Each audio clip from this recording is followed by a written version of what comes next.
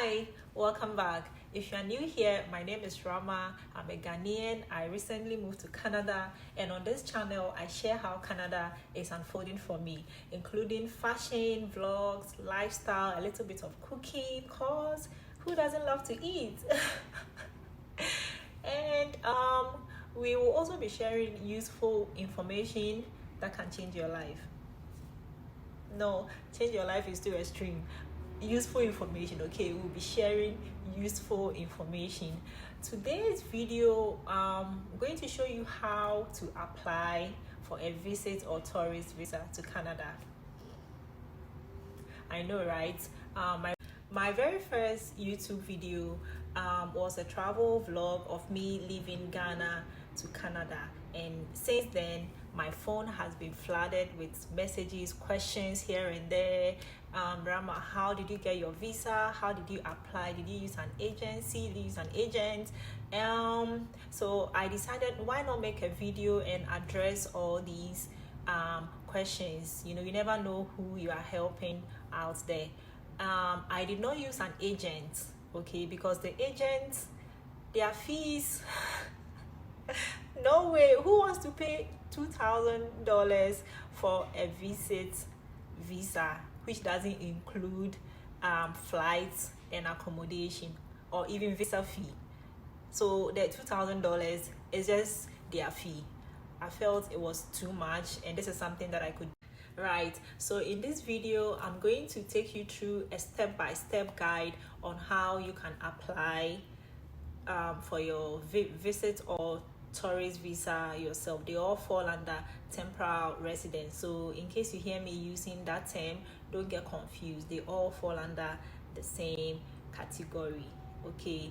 I'll do my best to show you how you can do it, but if I leave anything out, feel free to reach out to me on my Instagram. I'll link it somewhere. I have a business page and a personal page. I'll link it in the description. Feel free to reach out to me, and I'll be glad to assist you. Okay, let's save some coins. Let's save some coins this 2023. Don't use all your money for some things that you can do yourself. Okay, let me not talk too much. Let's just go straight into the video. Guys, forgive me if this video is long. I tried to talk very fast, so please forgive me, okay? But this is very useful information. You have to watch it till the end. So guys, first off, you go to your browser, google.com. You type in www.ci.gc.ca. That's the Government of Canada website. You choose English because you and I do not speak French. On here, you see information on how to apply to travel, study, work, or migrate to Canada, or apply for citizenship or a PR card. You get all that information here. But today we are looking to apply for a visit visa. That's temporary residence. So that's it over there. Find out if you need a visa to travel to Canada. So you click on that, takes you to the next page. On here you see their service and information, stay in Canada for long, visitor visas for workers and students, invite your parents or grandparents, invite business and all of that stuff. But that's not what we are about. So we are applying outside of Canada, so find information about visiting outside of Canada. Okay, right. On here you could also find out documents you need to travel or visit family and friends in Canada. And under service and information, find out if you need a visa. You'll be asked to answer a few questions to find out if you need a visa or an electronic travel authorization to visit or transit through Canada. So you click on that. On here you find out if you need a visa or an ETA to travel to Canada. Okay, so you'll be asked a few questions to see what's right for you. And the first question is, what travel documents do you plan to use to travel to Canada? I'll choose a passport. You go to the next page. They'll tell you to select the country code that matches the one on your passport.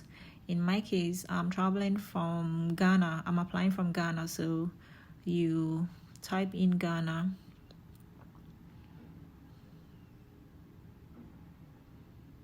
Oops, let's do that again.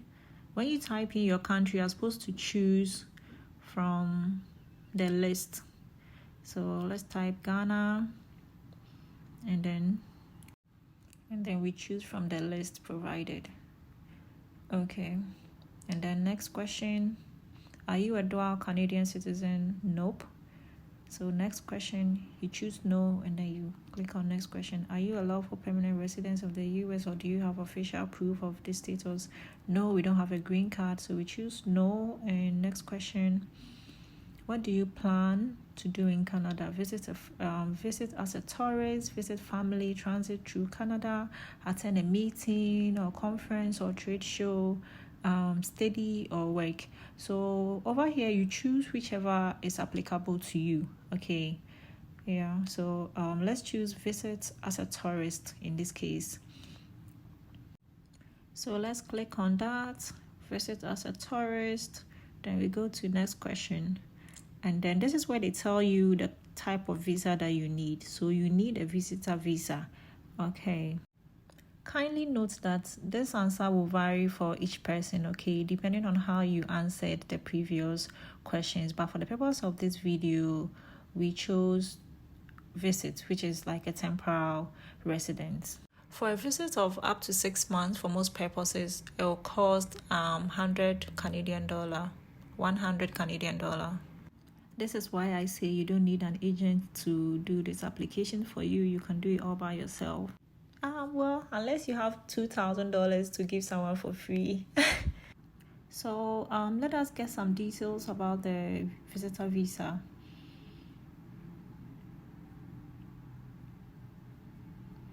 The fee is $100 Canadian, and the processing time varies by country to country, okay? So depending on where you're applying from will determine your processing time. So about the visitor visa, is an official document that will stick in your passport. It shows that you meet the requirement needed to enter Canada. Most travelers need a visitor visa to travel to Canada, okay? And also, let's talk about how long you can stay in Canada. Most visitors can stay up to 6 months in Canada. At the point of entry, the border service officer may allow you to stay for less or more than 6 months. If so, they will put the date you need to leave by in your passport. They might also give you a document called the visitor record, which will show you the dates you need to leave by. If you don't get a stamp in your passport, you can stay for up to 6 months from the day you entered Canada or until your passport expires, whichever comes first.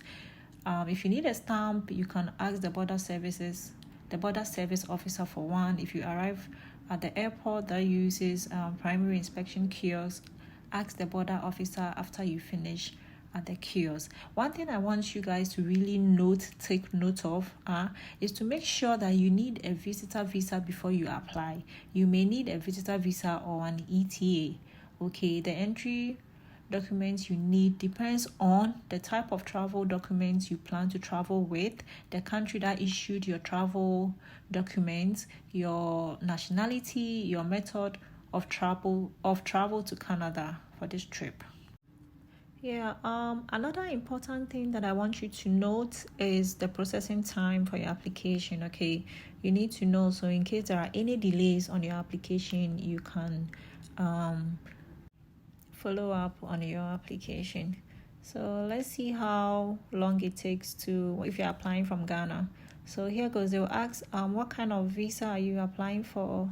You select temporal residence. The next question, which type of application? Visit visa. Where are you applying from? We're applying from Ghana. In my case, I'm applying from Ghana, so let's go through the list and choose Ghana. There you go, Ghana. So get processing time, and then you see over there. So for a visit visa from outside Canada, Ghana takes 338 days. You may need to give your fingerprint and photo biometrics with your application. This processing time does not include the time it takes to send an application between a visa application center and in our office, the time you need to give your biometrics. So if you're applying outside of Ghana, note that it will take 338 days to process your application. Now that we have all this information, let's move on to the next important thing.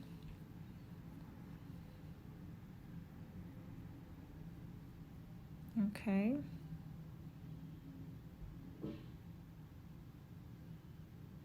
Hold on. Okay. So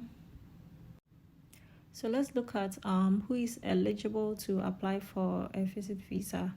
You must meet some basic requirements to get a visitor visa. Okay, you must have a valid travel documents, be in good health, have no criminal or immigration related convictions, convince an immigration officer that you have ties such as a job, home, financial assets, or family that will take you back to your home country. Okay, convince an immigration officer that you will leave Canada at the end of your visit and have enough money for your stay.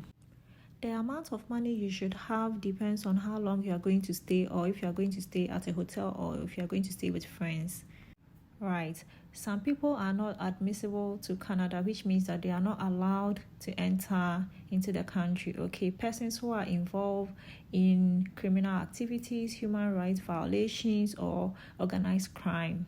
So you have to make sure that you don't fall under any of these categories. Now let's go back and check the documents needed based on different situations. So why are you visiting Canada? You choose to visit as a tourist, for family visit. So in this case, I'm choosing for a family visit. What is your family member status in Canada? Are they a Canadian citizen? Yep. So you choose what applies to your situation. Do you plan to visit your grandchildren or great grandchildren for more than 6 months? Nope. And then once you answer these questions, they will give you a list of documents you need to provide for your application. Not all the documents listed below are required. Okay, some of the documents they will tell you is optional, but for me, what I did was that anything they said was optional, I provided, because sometimes the documents that they say are optional are actually what will solidify your case. Okay, so whatever you see there that they say is optional, please, if you have it, kindly add it to your application. You are not there to answer any questions or defend anything, so try to make sure that your documents are solid. For Canada applications, it's all about the strength of your documents. Okay, so let's just talk about the required documents. If you are visiting a family member, you need a letter of invitation. This is where the person is inviting you to visit them. Okay. Then after, you need proof of relationship, something to show that the person you are visiting, you're actually related to them. So if you say you are visiting your brother, you need to show your birth certificate, or if you say you are visiting your husband, you need to show your marriage certificate, anything to show that what you are saying is actually true. And then you need your passport. Obviously, you cannot travel without your passport. So you scan the first page of your passport where you have your name, your picture, your date of birth, and all those things.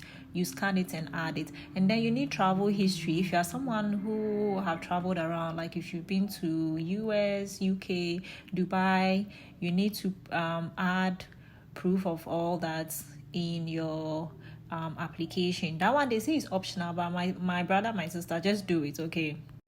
The next important document you need to include is proof of funds. That's where you show your bank statement. You need to show that you have money to actually travel to Canada.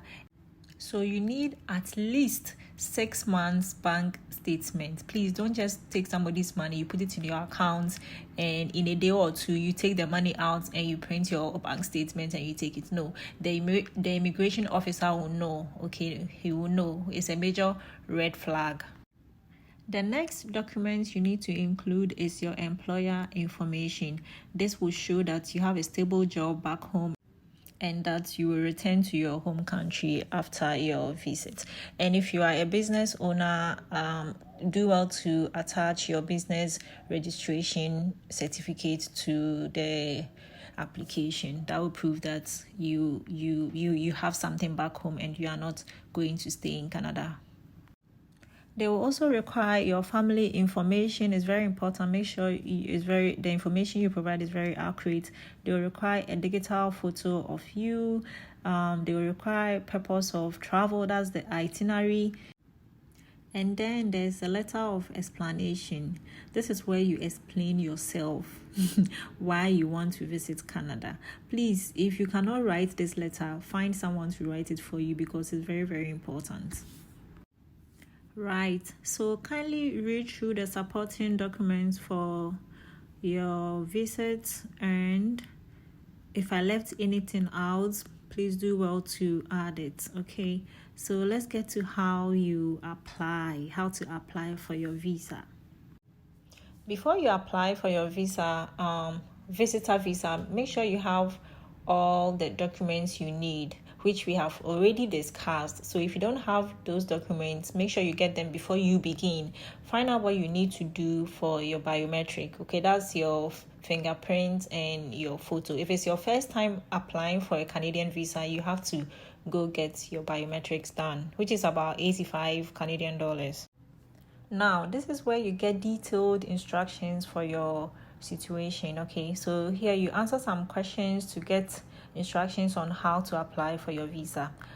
So why are you applying for a visitor visa? To reunite with a family member, to visit on business, to attend a funeral. So we chose to reunite with a family member, and then it takes you to this page. You click on yes, I want to unite with a family member, and then it tells you that you need to apply for a visitor visa through the IRCC portal. The IRCC portal is where you create an account.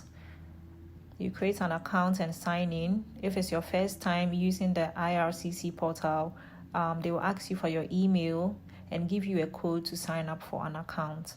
Once you complete the online form, you upload your documents, and you get a list of documents you need to upload. This includes a document that supports your visa applications, like we said earlier on. And then the third step is you pay with your credit card. They accept credit cards and prepaid cards from Visa, MasterCard, American Express, JCB, and UnionPay. The total amount for this whole process is 185 Canadian dollars. Okay, $100 for the visa fee and 85 Canadian dollars for the biometrics. That's how much I paid, though I don't know if they have revised their prices or anything of that sort. Okay, moving on. So we have looked at how to apply for your visa. Now let's look at what happens after you have applied. So like I said, we already know the processing time for when you apply from Ghana. So they will check your application to make sure you have all the documents you need. If it's incomplete, they will return your application without processing it. And then we may also ask you to go for an interview with our officials in your country, send more information, get a medical exam, get a police certificate, or if it's required, we'll tell you what to do if you need to do any of these.